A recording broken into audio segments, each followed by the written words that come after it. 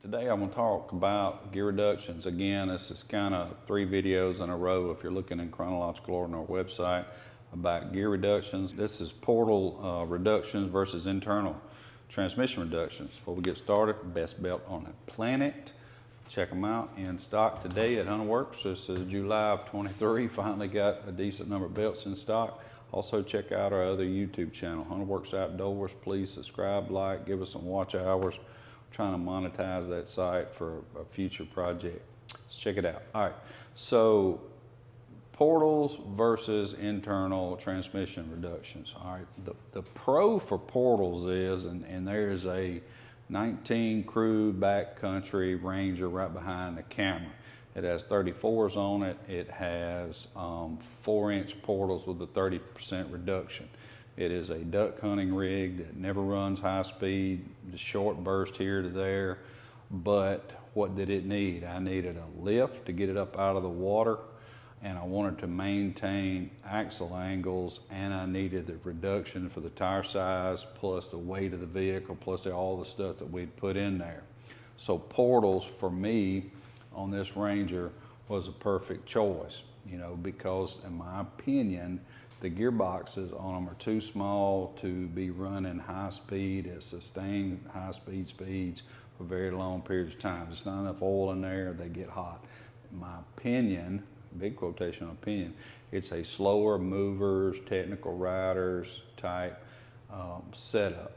It is also comes in handy when you need a lift because I'm not high on just straight up lift kits because they make your axles run at such hard angles.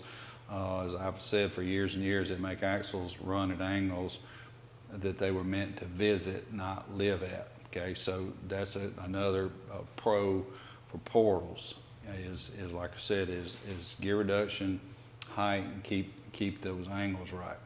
Transmission reductions, to me, probably RZRs, Polaris RZRs, anything that's going to be driven a lot of higher speeds and some technical riding, an internal transmission reduction is a great idea because if you'll stay away from overall reductions, which I'm against in a transmission, there's another video on that explaining a little bit more detail, but you have the ability to do, and I'm just making numbers up, let's do a 36% lower low range, 12 in high, and 12 in reverse. So you can change these numbers up by different gear selections, input shafts, etc. Be careful on input shafts that you don't have to swap to some other secondary clutch. And if you're gonna have to swap to a secondary clutch before you pull your trigger on that reduction, since we're the clutch people, shoot me an email, todd@hunterworks.com, tell me your vehicle, what they tell you got to run on it,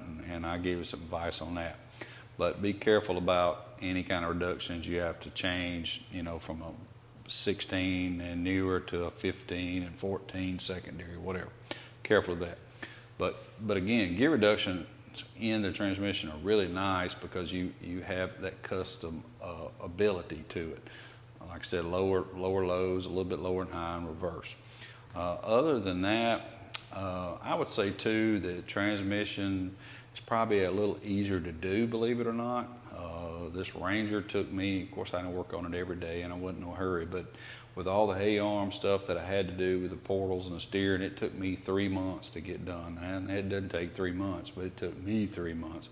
But mine's done exactly correct and have no troubles out of it. A transmission, pull the transmission out, you put your gears in, put it back in, get one of Hunterworks alignment tools, hopefully, to put it back in place and get it all bolted back, and you're done. You know, you're not taking all 4 wheels and suspension out and longer brake lines and swapping front brake calipers. Believe it or not, you got to swap them sides, and don't ask me how I know, the hard way.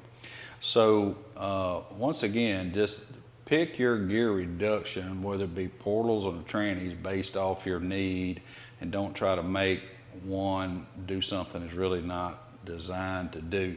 I mentioned the limited gear oil capacity in those portals. When you do it in a transmission, see, you're not limited. So a lot of desert racers, for example, might be running 32s, 35s and end up doing a gear reduction in high. Why? Because they went up in tire size and they put too much load on it. Now they can't run fast anymore. We got a little bit of a reduction to get that load off of it. All right, so just points to ponder. You know, before you pull triggers on portals or internal transmission reductions, I always recommend Carl at RZR Works and Brent at BioHazard UTV for your transmission gear reductions. FAS Motorsports is who we recommend if you're going to be buying portals. A good support and good price on them. So I got mine from. So anyway, just points to ponder, trying to decide which one fits you the best and your application. If you still got questions, and I know this is kind of a random type video, you can send me an email, Todd at Hunterworks.com, or just contact those guys. Any of them, those gear reduction guys that I mentioned, they'll be honest with you. If the portal fits you, they'll tell you. So if you got any questions, Todd at Hunterworks.com, best belt on the planet, Hunterworks Outdoors on YouTube. Check us out. Thank you.